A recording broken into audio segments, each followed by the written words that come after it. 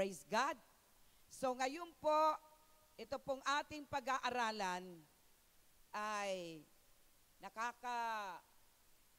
tawag nito, magbibigay sa atin ng kaliwanagan at kaunawaan, lalong-lalo na po sa mga darating na panahon. At purihin ang Panginoon, pinasimulan ko ito sa Shilito. Hopefully, matapos po natin ito. So ngayon po, ang ating pong teksto na ating binasa ay pinamagatan ko pong Revelation of Jesus.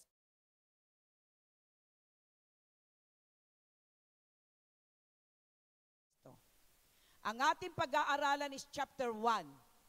Hopefully, matapos po natin ito. At hindi talaga ito matatapos ng isang setting lang po. Dahil mayroon pa pong pagpapaliwanag, lalong-lalo na po, nung nagkaroon po ng pangitain si John the Beloved. So, ang Revelation po ay isinulat ni John the Beloved. Kung mayroon kayong nakikita pa na Last Supper, kaunti na lang pong bahay na mayroon pong Last Supper. Ito po yung nakikita mo na nakahilig kay Jesus Christ. Siya po ay si John the Beloved. At ano po ang mga sinulat niya? Isinulat niya po yung Book of John, yung 1st, 2nd, and 3rd John, at saka yung Revelation. So yun po ang mga isinulat ni John the Beloved. So si John po ay nandun po yung pagiging malapit niya sa Diyos, sa ating Panginoong Jesucristo. At kumbaga siya po yung disipulo na malambing sa ating Panginoong Jesucristo. So yun po, kaya nakita naman natin doon po sa tawag nito, sa Last Supper, siya po yung nakahilig kay Jesus Christ. Kaya siya naman po ang napili ng Diyos na bigyan ng kapahayagan sa mga darating na panahon. So, tayo po lahat ay nararapat na magkaroon ng kaunawaan at kaliwanagan patungkol sa darating na panahon. Dahil sa ayaw natin at sa gusto, mangyayari po ito. Ito po ay nasulat na. It will come to pass. Hindi maari na hindi ito makapangyayari. Kaya po sa umagang ito, maraming salamat sa iyong presensya.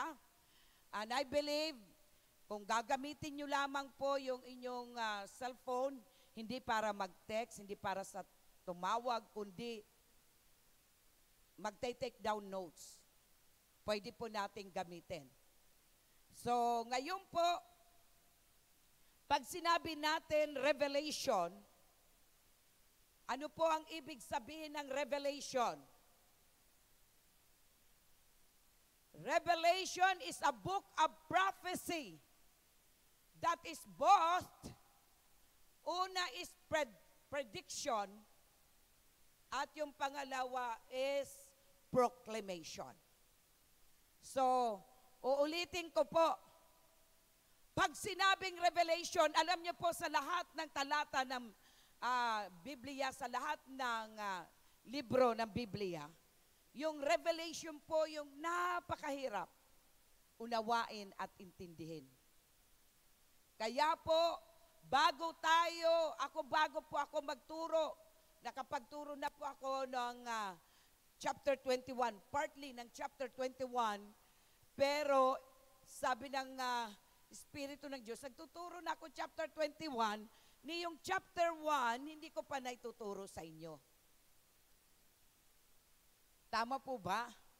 Kaya dito po tayo sa Revelation of Jesus Christ in the book of chapter 1.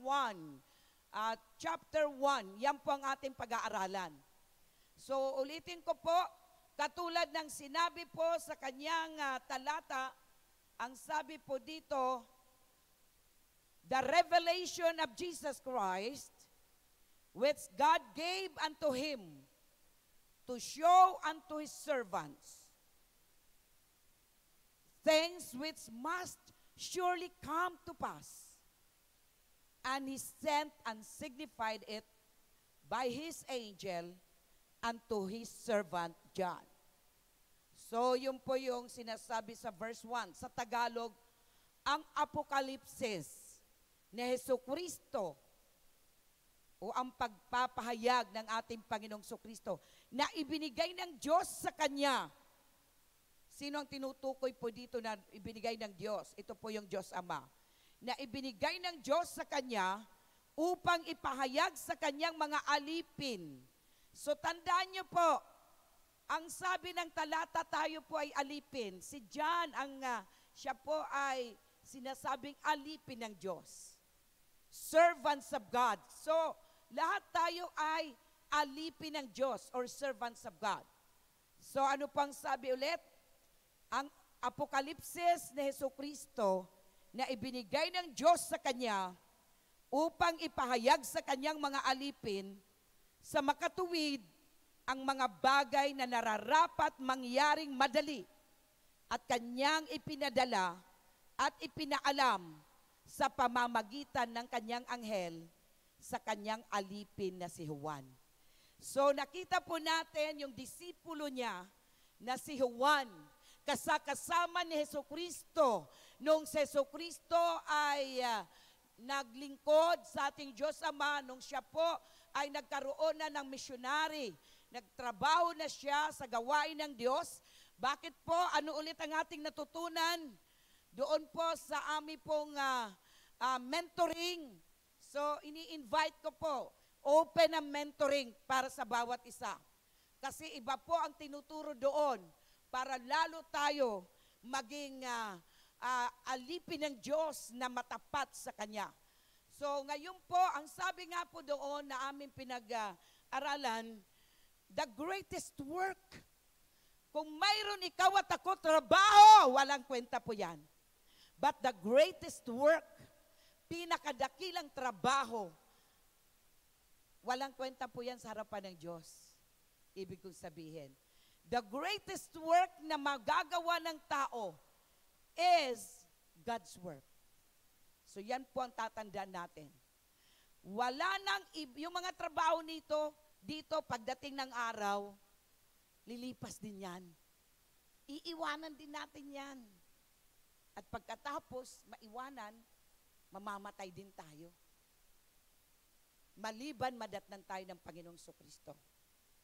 So yun po. At ulitin ko po, ano po ulit yung greatest privilege? The greatest privilege, ang pinakadakilang pribilehiyo is doing God's work. Ay ikaw at ako nagtratrabaho sa gawain ng Diyos. So yun po ang pinakadakilang pribilehiyo. Kaya sa umagang ito, kung ang trabaho ninyo na nandyan sa mga upuan ay makinig, naniniwala po ako, wala po yung labas-masok. Amen? Kung yan ang trabaho, at ang trabaho ko naman ngayon ay magpahayag ng Kanyang salita. So yun po yung trabaho ninyo. Kaya wag na wag tayong magpapa-kwento sa iba. We will keep on listening the Word of God. Kasi po, napakamayaman ang salita ng Diyos. Ang sabi po ng Revelation chapter 1 verse 3, blessed is he who reads. So kaya sasabayan niyo ako magbasa kasi sabi, mapalad yung nagbabasa. At ano pa? Those who hear the word of this prophecy, yung nakikinig nito pong salita ng propesya. At ano pa? Keep those things which are written in it. Ibig sabihin, pag sinabi ng salita ng Diyos, keep, ibig sabihin, nagdidesisyon ka to put it into practice. nagdidesisyon tayo na gawin po natin yan or isapamuhay natin yan. Sapagkat ang sabi po dyan, for the time is near. Itinuro ko nga po doon sa Shilito, J.B.R.M. Shilito nung Webes. Pag sinasabi, for the time is near, hindi ibig sabihin na malapit na nga dumating ang Panginoon. Kasi noon pa po yan. Kahit na si John the Baptist, sabi niya, for the time is at hand. Andyan na ang oras. Sabi niya, prepare. Siya po yung naghahanda ng daan para sa ating Panginoong Jesucristo. Sabi niya, dahil malapit na ang panahon, malapit na ang oras. So pag nababasa natin, for the time is near, what comes into our mind? Yung sinasabi dito, that time is near. So ano po ba yung pumapasok sa ating isipan? Pag sinasabi that time is near, tandaan natin na ang ibig sabihin ng Diyos na ikaw at ako, sa lahat ng pagkakataon, sa lahat ng sitwasyon, we are always ready. Ano ang pinaghahandaan natin? Either dumating si Jesus Christ anytime from now. Especially sa mga panahon natin ngayon. Because we are already on the last days. Kung noon nga hindi pa sila nasa last days, sinasabi that time is near. So ang ibig sabihin lang ng Diyos, maging handa tayo. Kung hindi man dumating ang Panginoong Jesucristo, ikaw naman ang mamatay. Physical. Dahil pag namatay na ang physical nating katawan, there's no way na tayo ay makagagawa pa para sa gawain ng Diyos. So, yung po palaging sinasabi, ano ba yan? For the time is near. Malapit na ba dumating ang Panginoong Jesucristo? Mga kapatid, ang talaga pong sinasabi ng Biblia na darating ang Panginoong Jesucristo kung ikaw at ako ay nagpapahayag na ng salita ng Diyos. Dapat ikaw at ako nagpapahayag na ng salita ng ating Panginoong Jesucristo. At kung hindi mo yang gagampanan, darating ang panahon, yung mga anghel ng Diyos ang magpapahayag ng salita ng Diyos sa tao. Okay? So, yun po yung sinasabi po ng Biblia. Kaya po, mapalad yung nagbabasa. Mapalad ang mga nagbabasa. Ano pa? Yung nakikinig. Kaya bawal makipag-usap hanggat hindi natatapos ang preaching. At saka ano pa? Yung nagdidesisyon na isapamuhay ang kanyang salita. Keep those things which are written in it. So ito yung mga taong nagdidesisyon. Dahil totoo, mahirap isapamuhay ang salita ng Diyos. By our own selves, we cannot. Hindi natin kaya pong isapamuhay. Kaya po ang Diyos Ama ibinigay si Holy Spirit para siyang tumulong sa bawat isa sa atin na maisapamuhay ang kanyang salita. So anong gagawin natin? We will always acknowledge and ask the Holy Spirit's help. Talaga pong kailangan yung tulong ng Espiritu ng Diyos sa ating mga buhay. Yun po yung kailangan. Kaya everyday kailangan natin humingi ng tulong sa Espiritu ng Diyos. Okay? So, praise God. Sususugan na po natin ang ating pong pag-aaralan. So, para po tayo po ay magkaroon ng kaliwanagan at kaunawaan sa kanyang salita. Another, pag sinasabi natin the time is near, He is urging His readers to be ready at all times for the last judgment and the establishment of God's kingdom. Ulitin ko po. Pag sinasabi natin the time is near, anong ibig sabihin po dyan? He is urging. Ang Diyos, ina-urge tayo, hinihikayat tayo, na ano? Tayo po na mga nagbabasa ng kanyang salita o nakikinig ng kanyang salita, ay palaging handa sa lahat ng panahon, sa lahat ng pagkakataon, sa lahat ng sitwasyon sa ating mga buhay. Para ano? For the last judgment. mayroong paghuhusga. Yan ang ating pinaghahandaan. For the last judgment. We must be ready for the last judgment.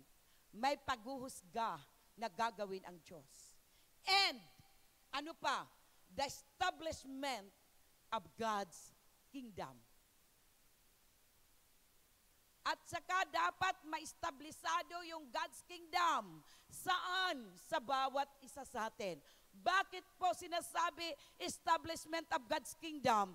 Because your body, my body, is the temple of the Holy Spirit. Nung tinanggap, sige po, palapakan natin Panginoong Jesucristo.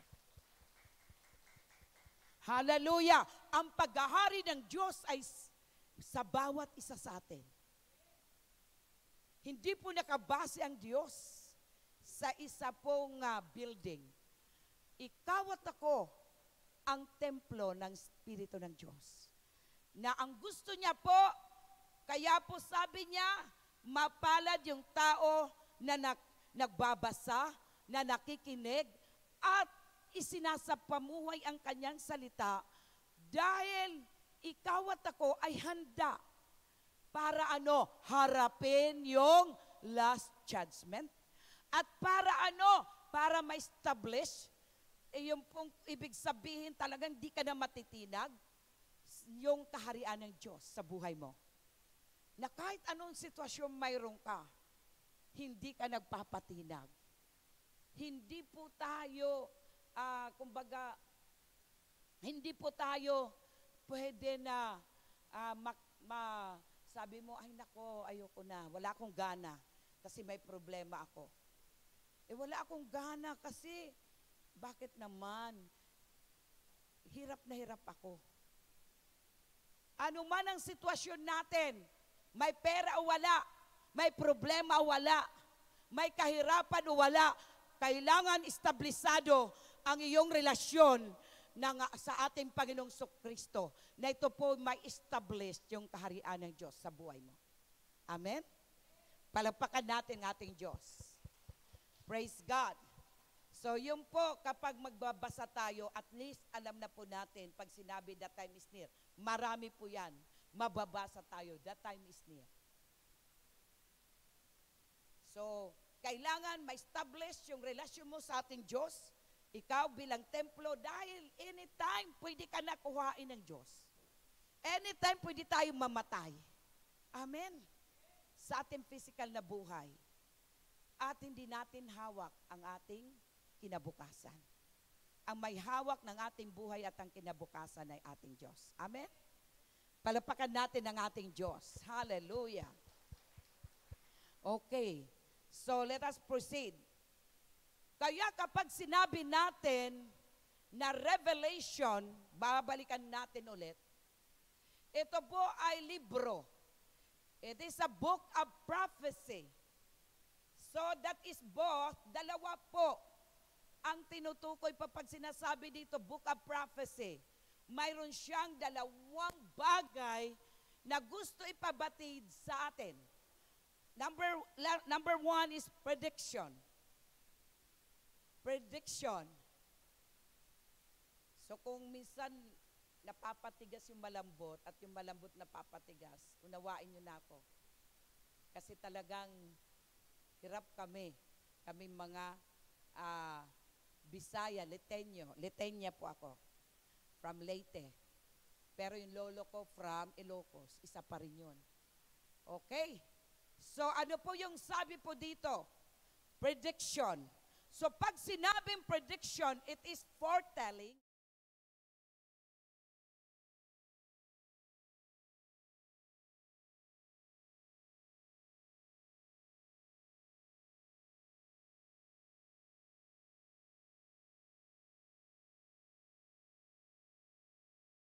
Sabihin ng Book of Revelation. Hindi pa man nangyayari, ipinabatid na ng Diyos sa pamamagitan ng kanyang alipin na si John. Kaya po, binabanggit na, sinabi na, ito po ay, yun ang ibig sabihin ng foretelling future events. Kaya minsan, mayroon din po mga prophecy sa atin. Hindi pa man nangyayari, may nakapagsabi na sa'yo. So sana ito po ay magkaroon tayo ng ganitong klase na regalo mula sa Diyos. And behind the prediction are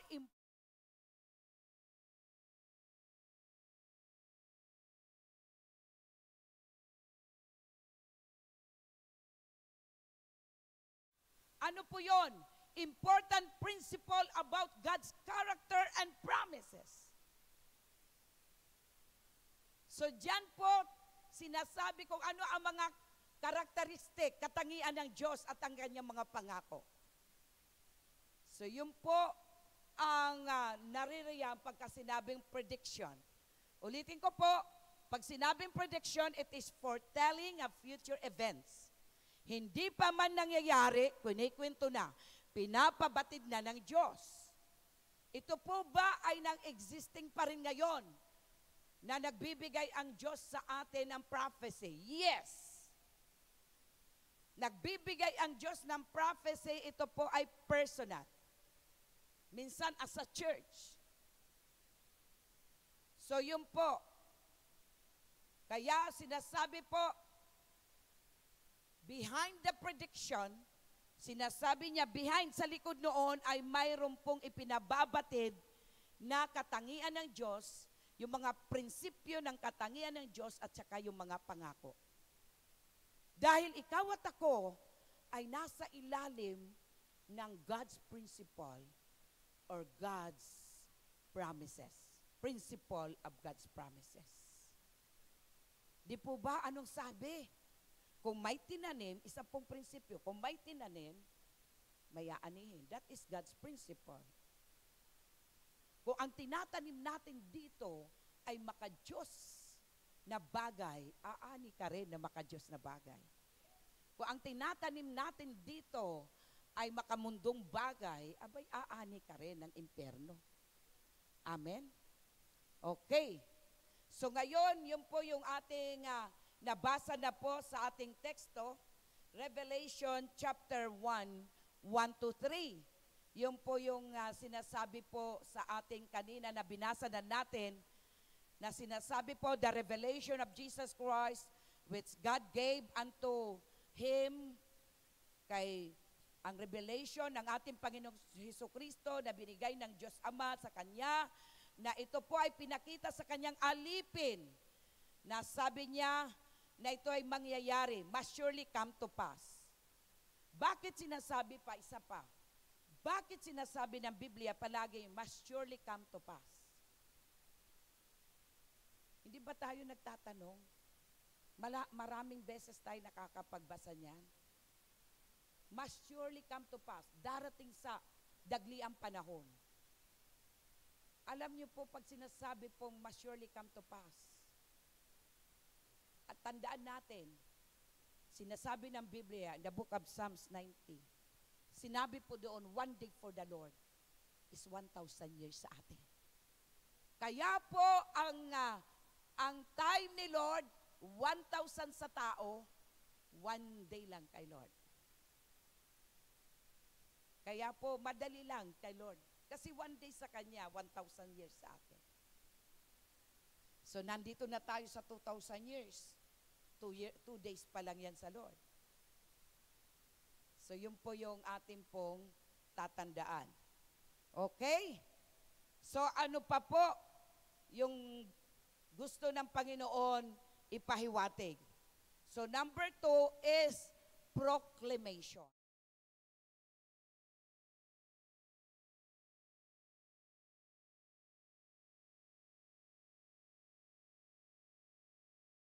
Proclamation. Pag sinasabing proclamation, it is preaching about who God is. So pag sinasabing proclamation, ito ay pagpapahayag kung sino ang Diyos at ano ang kanyang gagawin. So yun po ang ipinababatid sa atin. Kaya iisa-isahin po natin yan. Amin po ba? So dito po sa kanyang salita about God's character and promises. So alam naman po natin, sabi po dito sa Revelation chapter 1,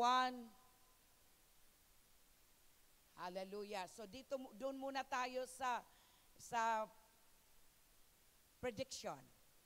So ito po ay, pag sinabing prediction, ano nga po ba ulit yon? Foretelling future events. And behind the prediction are important principle about God's character and promises. So mamaya, as we go on, atin pong iisa-isahin ito, yung bersikulo sa Biblia. So yun po, at ano po yung katulad ng God's promises sa sinabi po sa Revelation verse 3, ano ang pangako ulit ng Diyos? Mapalad. Sino ang mapalad? Ikaw at ako na nagbabasa. So kung hindi ka nagbabasa at gusto mo tawagin ka ng Diyos na mapalad, magsimula ka na. Amin po ba? Huwag nating katatamaran. Alam niyo po ba kung sino yung pumipigil para hindi ka magbasa? Yung spirito ng kaaway, pinangungunahan ng demonyo or si Satan. Yan po ang pumipigil sa atin. Bakit? Ayaw niya na ikaw at ako'y tawagin kang mapalad. So ano pa ang pinipigilan niya na ikaw ay makinig? At lalong-lalo na po ang pinipigilan niya yung itayo ay isa pamuhay ang kanyang salita. So yun po yung mga pinipigilan ng dyablo. Pero ang pangako ng Diyos, sabi niya, na ikaw ay mapalad. Bakit? Mapalad ka kapag ikaw at ako ay nagbabasa ng kanyang salita. Dahil kapag nagbasa ka, ano ang magigain mo? Kaalaman patungkol sa salita ng Diyos. At ano pang sabi? Knowledge is the beginning of ano po yung sinasabi doon? Magigain natin yung knowledge. At kapag nagain natin ang knowledge, magkakaroon tayo ng fear of the Lord. Magkakaroon tayo ng takot. At kapag tayo pa ay nagkaroon ng takot, magkakaroon tayo ng pagsusumigasig na isang pamuhay ang kanyang salita. So, yun po mga kapatid. Kaya po, yun ang sinasabi ng Biblia. Okay, so dito na tayo sa proclamation. Sa proclamation, preaching about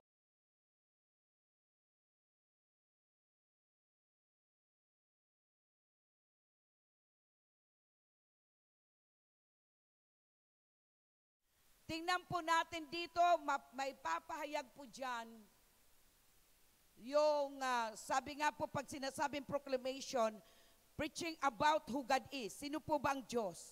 At ano ang kanyang gagawin?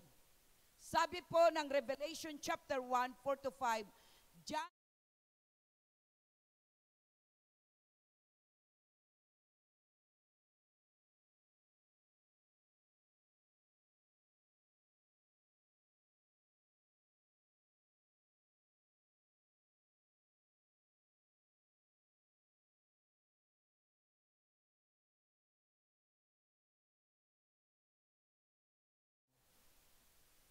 ano pa?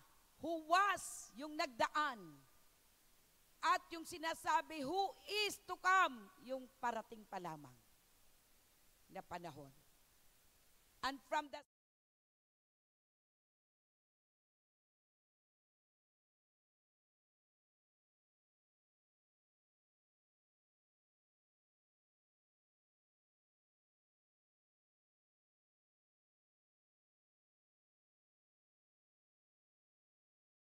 hayag dito ng Diyos, dahil sabi nga po, proclamation is preaching about who God is. So dito, tingnan natin dito sa mga talatang ito. Sabi niya dito, bakit sinasabi niya 7 churches which are in Asia? Alam niyo po ba yung tinatawag po yung mga 7 churches na nandito sa Asia? Saan po ba yung tinutukoy dito? Ito po is, ano po yung mga, what are the 7 churches?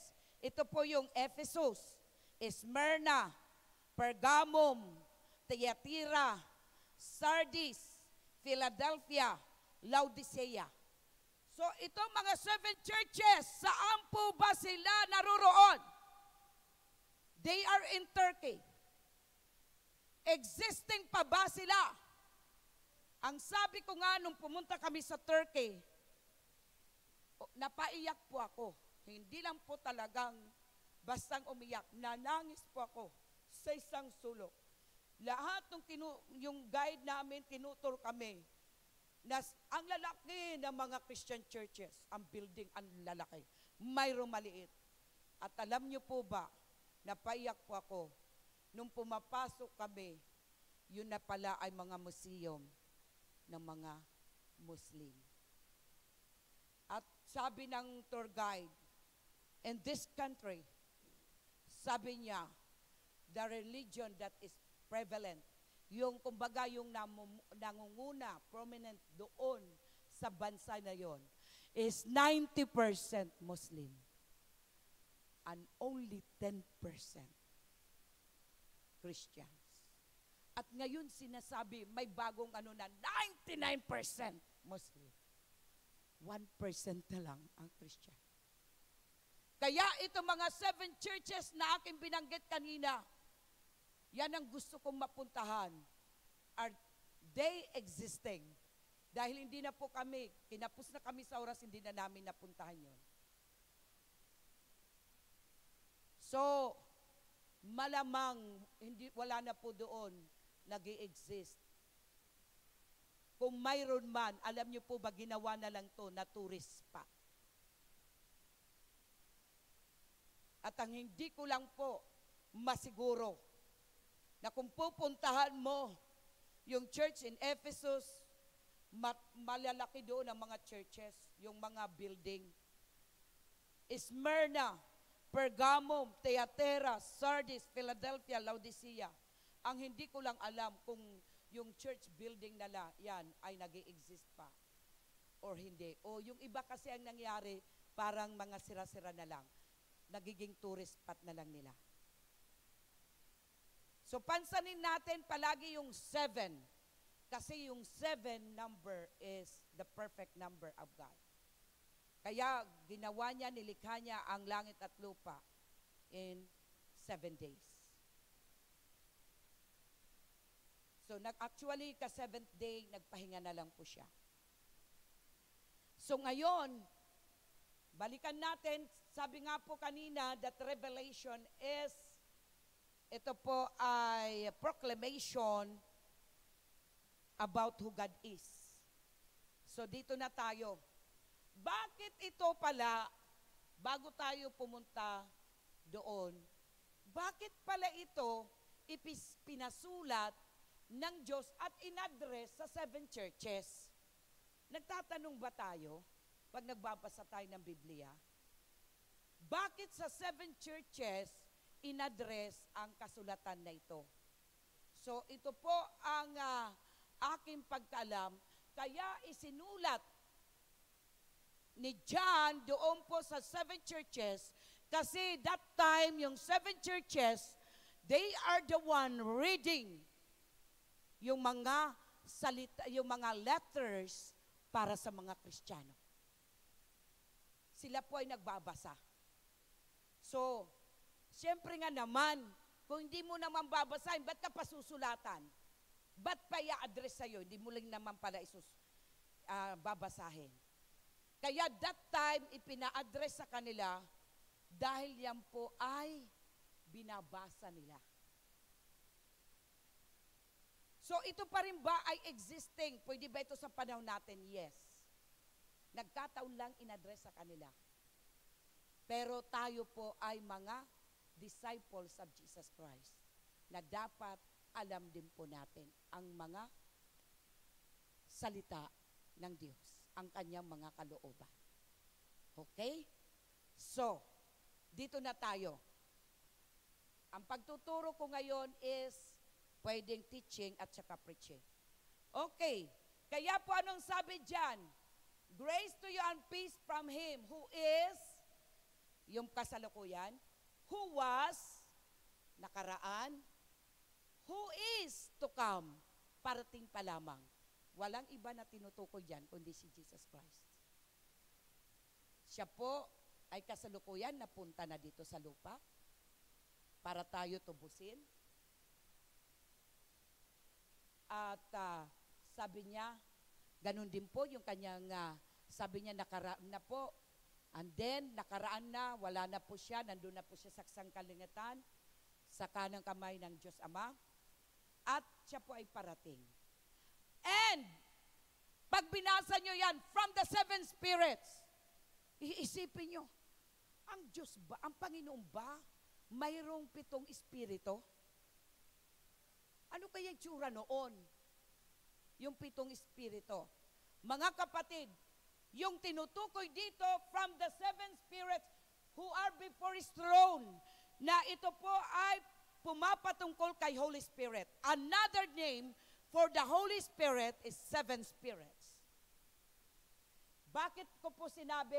Dahil sa talata na ito, who are before His throne. Nandoon na po siya noon. So sino ang nandoon? Nag-i-exist. Before the creation of the world, nag-i-exist na yung God the Father, si Jesus Christ, at si Holy Spirit. So, yung 7 Spirit it signifies the Holy Spirit. It is the other name of the Holy Spirit. So, ano po yung sabi niya? And from Jesus Christ, the faithful witness. So, ano po ang mga pangalan? Who God is? Sino po ang ating Panginoong Hesukristo? Siya yung faithful witness. Bakit siya po yung faithful witness? Siya yung tapat na nagpatotoo patungkol sa Diyos. The firstborn from the dead. Bakit sinasabi na siya po si Jesus Christ? Nire-refer na siya po yung firstborn from the dead. Kasi siya lang po yung nagkatawan tao na pangatlong araw binuhay muli ng Diyos. At pagkatapos binuhay muli ng Diyos, bumalik sa, hindi siya nanatiling patay. The firstborn from the dead, hindi siya nanatiling patay, kundi siya po ay muling pumanaog sa kalangitan, naluklok sa kanan kamay ng Diyos Ama. So ano po ang mangyayari kasi sa atin? Tayo rin po, ang mangyayari sa atin, ganito po. Kapag tayo ay namatay, ang ating katawang lupa ay pupunta sa alabok, babalik sa alabok. At pagkatapos, yung ating kaluluwa, kapag ikaw at ako, kung ngayon tayo mamatay, sabihin niyo, wag naman sana. Ngayon, kung tayo po ay mamatay, pag namatay tayo kaagad, ang ating kaluluwa ay pupunta sa kaharian ng Diyos. So, ano mangyayari? Anong sinasabi na firstborn from the dead? So ngayon, pag dumating si Jesus Christ, di ba darating siya muli, dyan sa alapaap. Pagdating po niya, yung mga nauna muna, halimbawa yung mga namatay, yung kanilang katawan, ano man yan, abo man yan, kung ano man natira sa kanya, yan po ay mabubuhay. So magkakaroon niya ng katawan, ang tawag po dyan ay glorified body. Itong ating katawan na ito po ay hindi glorified kasi nagkakasala. So ganun po. So ganun po ang nangyari kay Jesus Christ. Kaya siya po yung una na nabuhay mula sa mga patay. At pumanaog doon sa kaharian ng Diyos. So ganun din po ang gagawin sa atin. Papanaog din po tayo sa kaharian ng Diyos. At saan po yun? Sa lupa po tayo titira. Pag dumating na si Jesus Christ, hindi na po tayo titira sa langit. tirahan natin ay bagong lupa. Dahil ang sabi ng Biblia, ang langit ay tungtungan ng trono ng Diyos at ang lupa ay tungtungan ng kanyang paa. At napag-aralan natin nakaraan, nakasama natin, makakahalubilo natin ang Diyos doon sa bagong lupa. Amin po ba? Okay. Kaya po at ano pong sabi? And, ito pa, who God is, who Jesus Christ is. He is the ruler over the kings of the earth. So ano po siya? Siya po yung ruler, siya yung mamamahala over the kings. Bakit po? Plural. Kings of the earth. Sino ang tinutukoy dito na kings of the earth? Sino po yon? Tayo. Mamaya, mababasa natin yan. Kaya ang ruler, ang mamamahala sa atin, kaya po wala pong queen. Kaya pagdating ng araw, wala na pong production. Lahat tayo galing sa lalaki. Tama? Kaya ang lalaki is king. So dito po tayo. Ito tao ang tinutukoy dito. Kings of the earth. Siya yung mamamahala sa earth. Kaya sabi ko nga po, tayong mga tao, pag dumating na, after na ng final judgment, ang tirahan na po ng tao is bagong lupa. Bagong earth. So yun po. Kaya, ang mamamahala sino? Ang ruler ay si Jesus Christ. Siya yung mamamahala sa kings of the earth. Sino yung kings of the earth? Tayo po ito, mga tao. So, praise God. Another, doon sa Revelation 1:17 to 18, ano ang sabi dyan? And when I saw him, I fell at his feet as dead. But he laid his right hand on me, saying to me, do not be afraid. Nagkaroon kasi ng pangitain. Kumbaga, nung nakita ni John patungkol sa ating Diyos, talaga pong na-slain po siya. Paano ba ang pagbagsak niya? Ang sabi niya, I fell.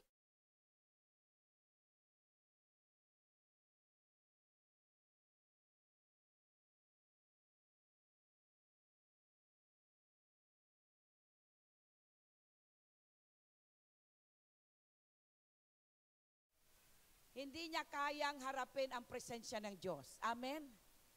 So ano pong sabi? Do not be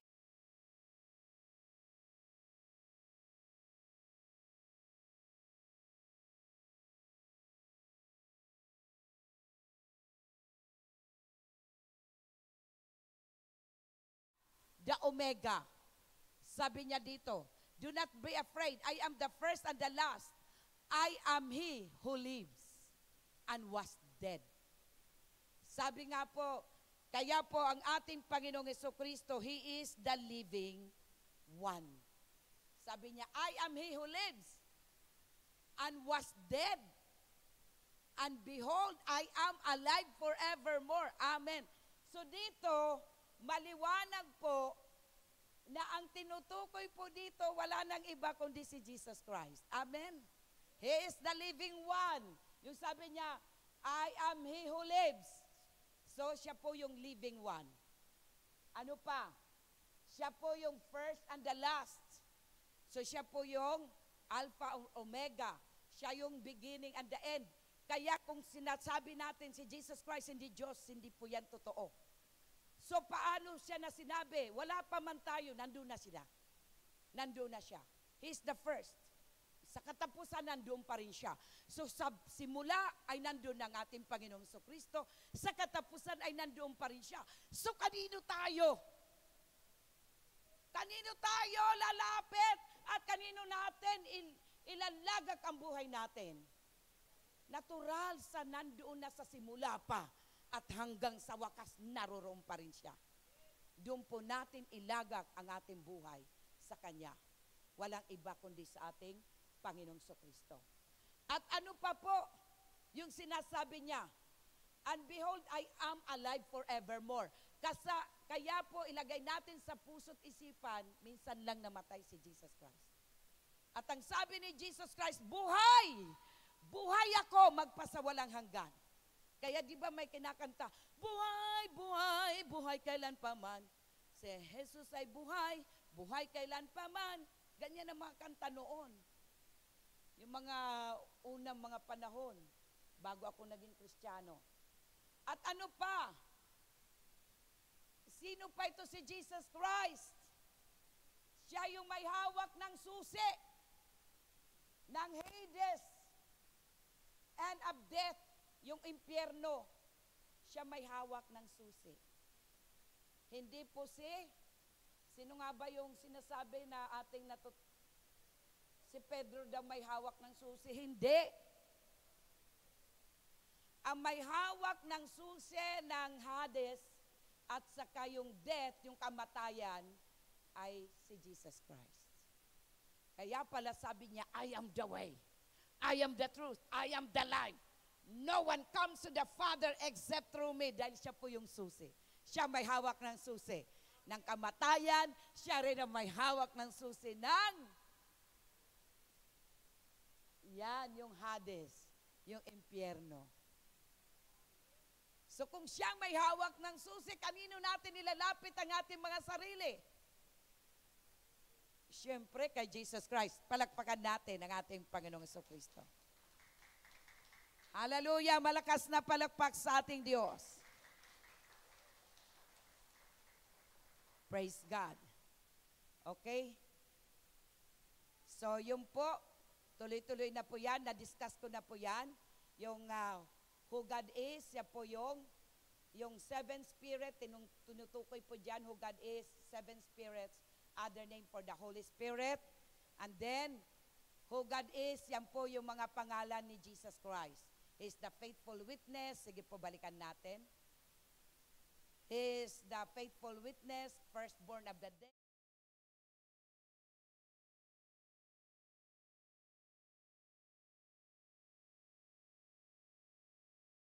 Siya po yun.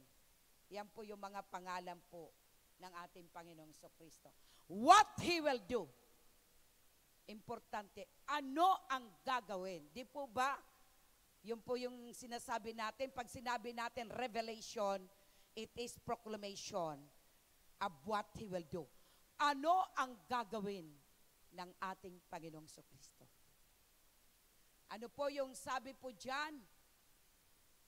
And from Jesus,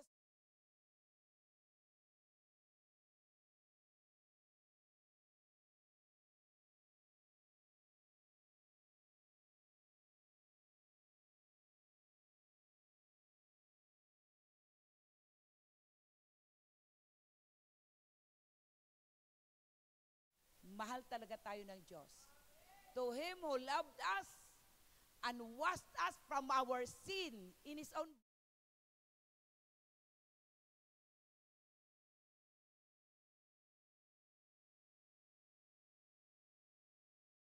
His name.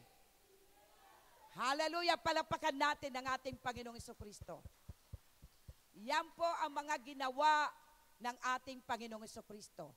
At ano pa po ang kanyang gagawin sa atin? Yung sinasabi dito, and has made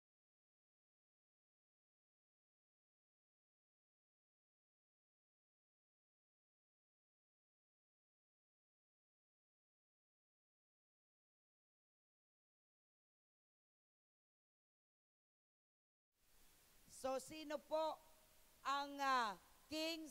Napakaliwanag dito. Ang sabi po dyan, and has made us kings and priest to His God and Father. So, tayo yung mga kings. Kaya kung hindi man tayo dito na biyayaan na ikaw ay naging hari sa mundong ito, mga kapatid, tayo po ay gagawin ng Diyos na kings of the earth. Mga hari po tayo. At saka, priests. Tayo ay saserdote. So kung ikaw ay hari, in short, may paghaharian ka pagdating ng panahon. Amen? So yun po ang sinasabi ng Biblia. Yan ang gagawin ng Diyos. He has made us kings and priests to His God. So magiging hari tayo at saka saserdote. To Him be glory and dominion forever and ever. Alam niyo po yung una kong nabasa ito na binigyan ako ng kaliwanagan ng Diyos. Sabi ko, wow, magiging hari pala ako. Excited na ako, Lord, pero wag mo na akong kunin. Magtuturo pa ako. Okay? So, yun po. Kaya sabi niya, at ano pa ang gagawin ng ating Panginoong Jesucristo? He is coming with clouds. Diyan po siya darating sa alapaap. Mga kapatid, darating po sa alapaap si Jesus Christ.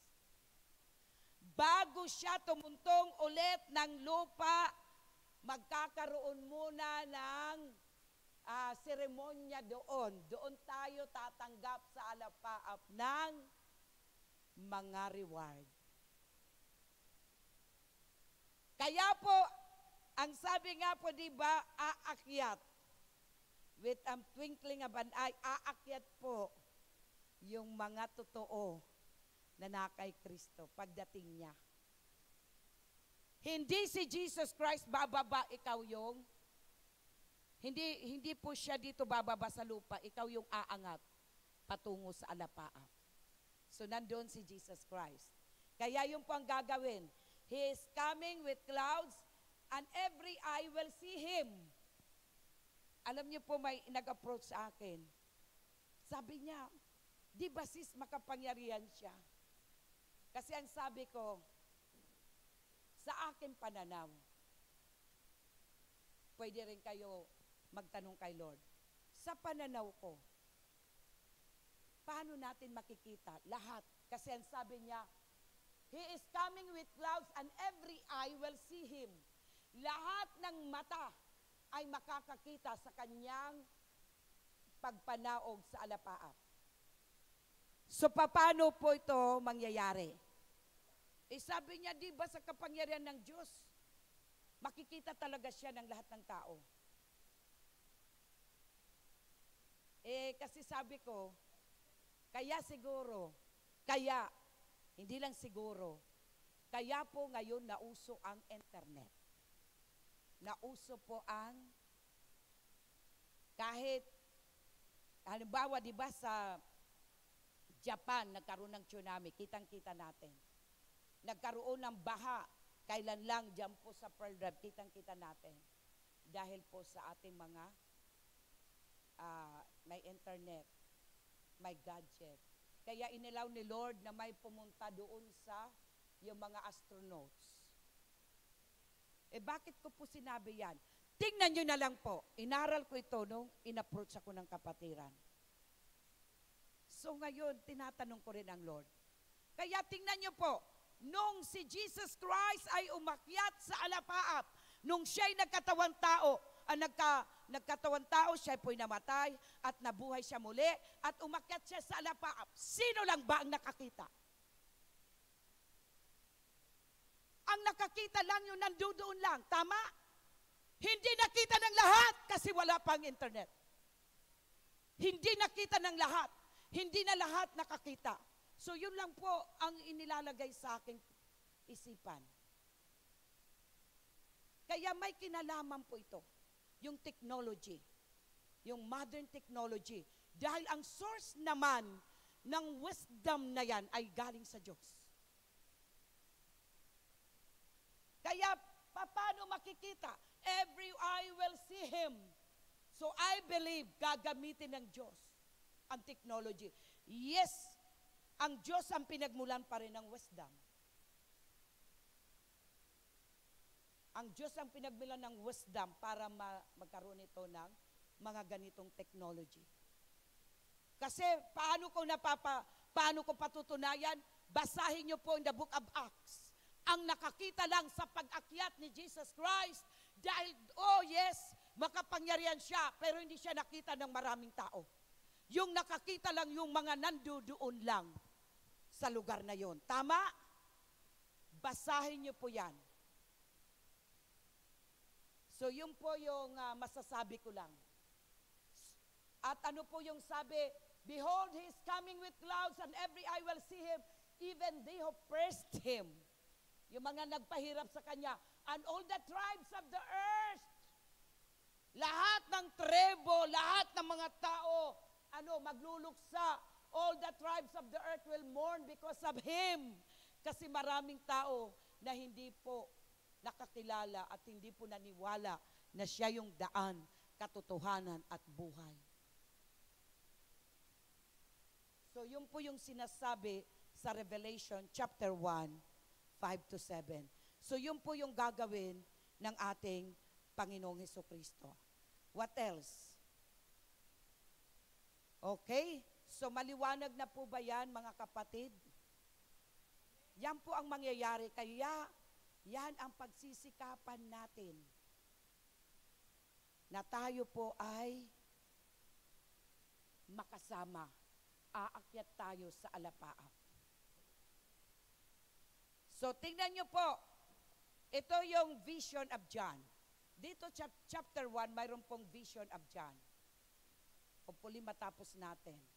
So pag sinabi palang vision, ano yung important element? The important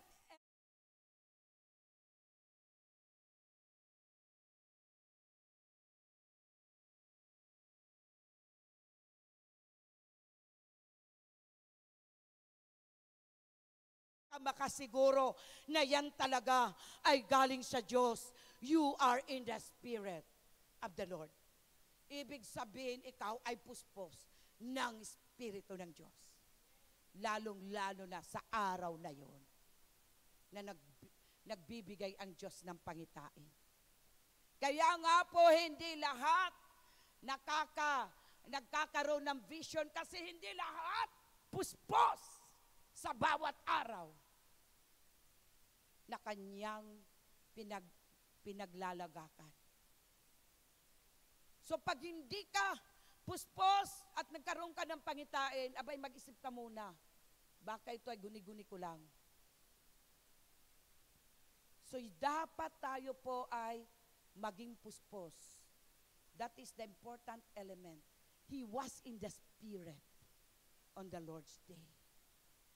So sa araw na yon, na ginawa ng Diyos, puspos ka ng Espiritu ng Diyos. So wag kang magsasabi, ito yung pangitain na nakikita ko ngayon. Kung hindi ka naman puspos, yung araw na yun, nagkasala ka, hindi ka nakahingi ng tawad. So yun po, yan ang important element. Okay? So ano pa po? So kapag may vision, ito rin yung dalawang bagay na ibinigay ng Diyos sa akin. Ito po ay napapakinggan. So ano po yung sabi po dyan sa Revelation 1:10 to 11, ang sabi po ni John, I was in the Spirit in the Lord's day, and I heard behind me a loud voice.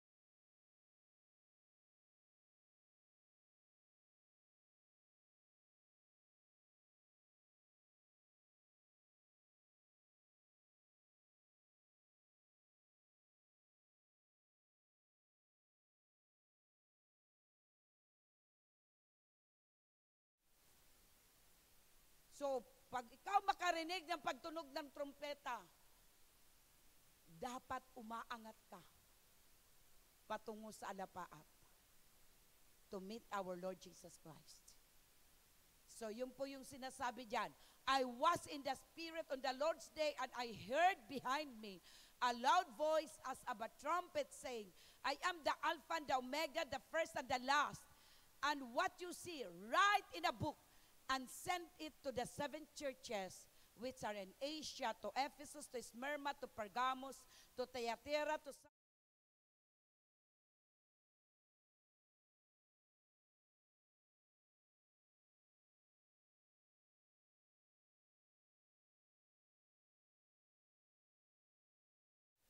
Okay?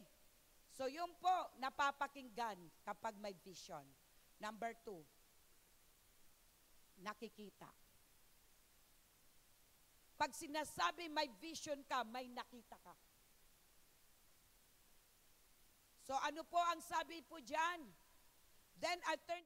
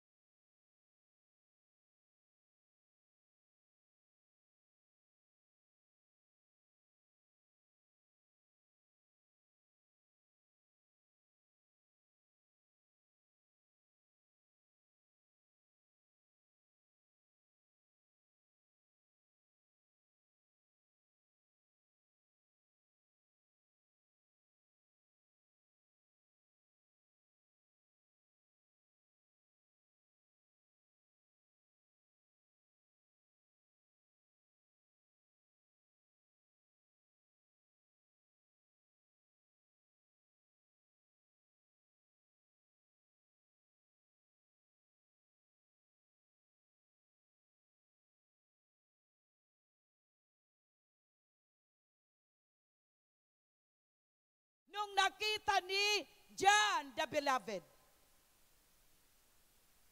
Kaya yung nakikita natin sa mga wala po yun. Hindi yun talaga si Jesus Christ. So nagkatawang lupa lang siya. Yan ang itsura. Yan ang tinutukoy po dyan ni John. Yung nakita niya is our Lord Jesus Christ. Okay? Ano pa yung di natin nabasa? Ang sabi niya, his feet were like fine brass. Tingnan niyo po, and if refined in a furnace, and his voice as the sound of many waters. So isipin niyo na lang ang tinig ng ating Panginoong Sus. Many waters, sound ng many waters, yung lumagalas. Ano ito?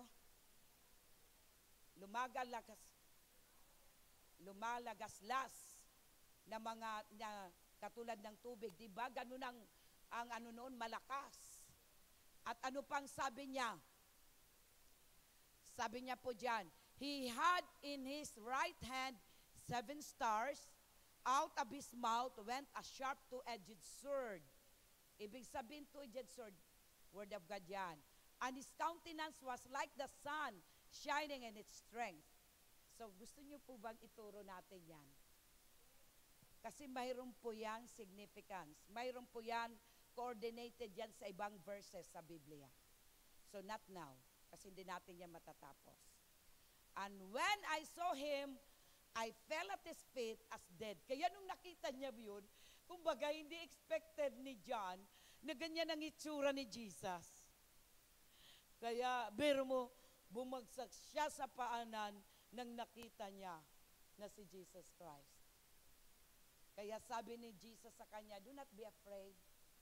I am the first and the last. Kaya dito pa lang, paano po natin sasabihin na si Jesucristo ay hindi Diyos? Siya mismo nagpapayag sa yung simula at wakas. So yun po, kaya gusto ko lang po ito ipaunawa kasi ipinaunawa sa akin ng Espiritu ng Diyos na kapag may vision tayo, napapakinggan, nakikita. So ano po yung mga napakinggan niya? So sabi niya, nakita niya, may 7 golden lampstands. So saan po natin yan? Nabasa na po natin yan. So sabi niya, okay, verse 18, I am he who lives and was dead, and behold, I am alive forevermore. Amen. And I have the keys of Hades and of death. Verse 19, write the things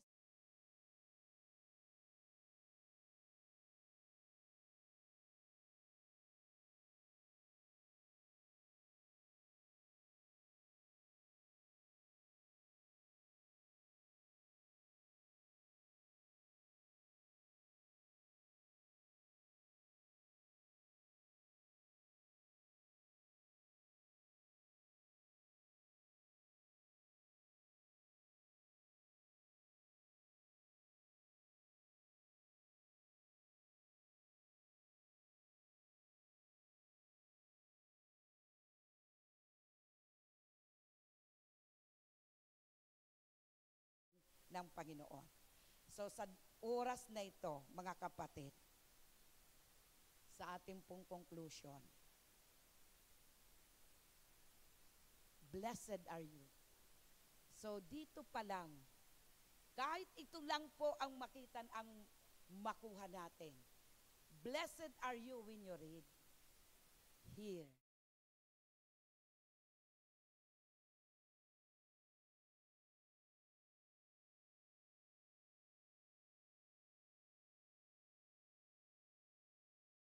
We are always ready. Dumating man ang panahon na ikaw ay mamatay anytime, hindi ka takot na mapunta sa impyerno. Kaya lang naman ang mga tao na natatakot mamatay dahil di nila alam kung saan sila pupunta. Pero kung may Jesus Christ ka and you are living, binabasa mo ang salita ng Diyos. Kaya nga po, kailangan talaga magbasa ng salita ng Diyos. Alam niyo po ba kung bakit ko rin ito naintindihan? Itong pinapaintindi sa akin. Hindi ko naman ito basta-basta na ituro ng ganito. Sa mga nagdaang panahon, binasa ko yung Biblia from Genesis to Revelation. Balik-balik. Genesis to Revelation. Balik-balik. Balik-balik. Dahil hindi mo talaga maintindihan, lalong-lalo ng Revelation, kapag one time mo lang babasahin. So, sa lahat ng ito, ang makukonclude ko po, next time na lang po isasabihin natin yung nakita ni Juan kung ano ang itsura ni Jesus Christ. Kasi may significant po yun. Pero ang mahalaga, anumang pong oras dumating si Jesus Christ. Sa ano ulit siya darating? Sa alapaap. So dapat pag dumating si Jesus Christ, ano ang maririnig natin? Trumpet sound. Sino po ang magpapatunog ng trompeta? Mga anghel ang gagawa nito. So dapat yan, aangat tayo. Pag hindi ka umangat, may iwang ka. Pag naiwang ka sa pagdating ni Jesus Christ, mahirap po pumasok sa tribulation. Especially yung 7 years tribulation. Napakahirap. Hopefully, ma-discuss ko rin ito kung bakit sinasabi ko napakahirap. Kahit ako man sinasabi ko sa Diyos, O Diyos, tulungan niyo po ako. Maisapamuhay ang iyong salita. Maunawaan ko ang iyong salita. Kaya nga palagi ako nagbabasa ng iyong salita. Dahil ayoko maiwanan pagdating ni Jesus Christ sa alapaap. Wag na wag kayong magpapaiwan. Para ka maiwanan, hindi kagustuhan ng Diyos na maiwanan tayo. Amen? Yan ay kagustuhan mo, kagustuhan natin. Ang kagustuhan, ang kalooban ng Diyos, makasama kanya sa kanyang kaharian. Ikaw at ako ay mamuhay sa bagong lupa forevermore. Magpasawalang hanggan. Kaya nasa atin po ang desisyon. So ano ang gagawin mong desisyon? Ang sabi ng Panginoon, kaya nga mapalad kapag ikaw ay nagbabasa ng salita ng Diyos. Kung hindi ka pa nagsisimula magbasa, ngayon, ipinapahayag na ng Diyos, magbasa ka. Kailangan natin yan. Kailangan natin magbasa para ikaw ay sabihin ng Diyos, mapalad. Bakit? Magiging handa ka sa pagdating ng Panginoong Kristo. Amen? Lalong-lalo na po sa alapaap. O kaya naman, magiging handa ka, dumating man yung kamatayan. Kasi hindi natin alam kung kailan tayo mamamatay. Dapat yan ang pinaghahandaan natin. So, okay rin lang na magpakarami ka ng ari-arian, pero yan ay may iwanan. Kaya minsan, iniisip ko yan, sabi ko, nako, ano kaya, itong kung ibalik na sa akin yung ganitong pera ko, saan ko kaya, ano kayang business? Ay, bigla na lang ako napasabi, ay, teka muna, may iwanan pala lahat ito. Kaya, yung Lord's business na lang gagawin ko. Okay? So kaya po mapalad yung mga nagbabasa, yung mga hindi nagbabasa ng salita ng Diyos. Kapatid, anong tawag sa inyo? Kawawa. Di po ba? Kasi mapalad, anong opposite ng mapalad? So yun, kaya dito na tayo sa mapalad. Kaya magmula sa araw na ito, mamaya bago ka matulog, magbasa na tayo ng salita ng Diyos. Pag nagbasa kayo, chapter by chapter. So kung magsisimula kayo ng New Testament, hanggang Revelation. Tapos Genesis hanggang Malakay. Ganun po yung pagbasa. Huwag yung laktaw-laktaw kasi hindi nyo maintindihan. May mga current of events. Okay? So ano pong sabi? Mapalad ka, ikaw na nagbabasa, ikaw na nakikinig. Sino ba dito ang nakinig? Tas ang kamay.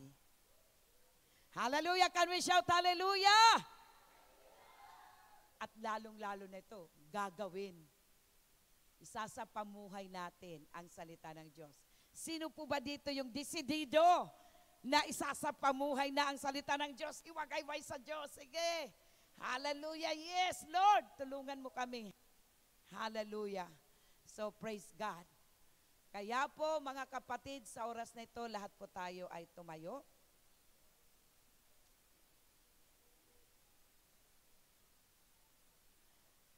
Mayroon po ba tayong mga natutunan? Sino po ulit yung kings of the earth? Tayo po yun. Okay? So, mayroon po ba tayong natutunan? Yung mga may natutunan, let us shout, hallelujah! Hallelujah!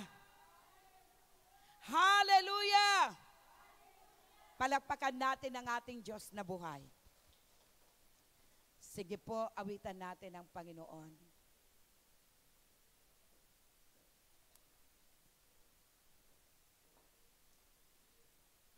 Okay lang po kung kantahin natin yung goodness of God. Sige po. Alam niyo po talaga pong napakabuti ng ating Diyos. Dahil ikaw at ako ay binibigyan niya ng pagkakataon na makaunawa sa kanyang mga salita.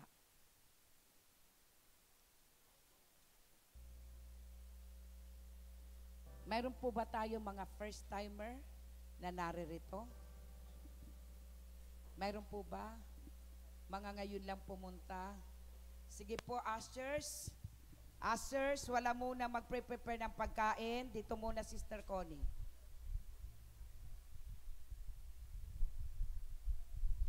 After na lang po ng ating